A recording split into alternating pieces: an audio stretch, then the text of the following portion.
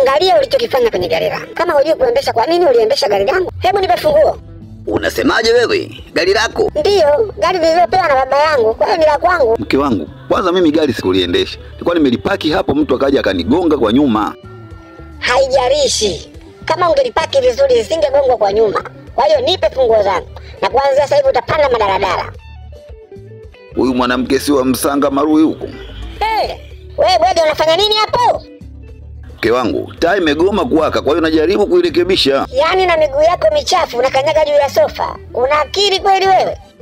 Mke wangu, hili ni sofa tu, nitalifuta usijali. Unasema sofa tu? Sofa hizi zilimgharimu 500,000 baba yangu kuzinunua hizi.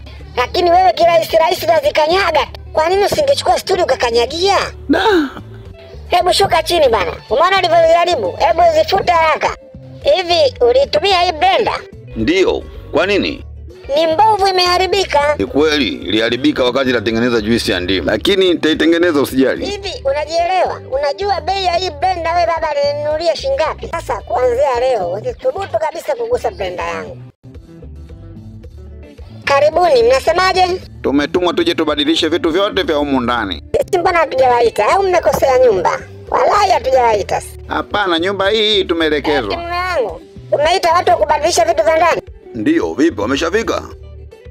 Ndiyo wameshafika. Kwa hiyo tunabadilisha vitu gani? Tunabadilisha vitu vyote tulivyopewa zawadi na wazazi wako. Blender, friji, vyote vikusanye virudi kwa wazazi wako. Kwa nini unavirudisha vitu vyangu kwa baba? Kwa sababu mimi sina kitu hapa kwenye hii nyumba, zaidi ya hii nyumba ndio ya kwangu. Kwa hiyo narudisha vitu vyako kwenu ili ninunue vya kwangu. Mimi sikumaanisha hivyo. Naona umenielewa vibaya. Hapana, sijakuelewa vibaya. Siku zote unanifanya nijihisi mpangaji katika nyumba hii.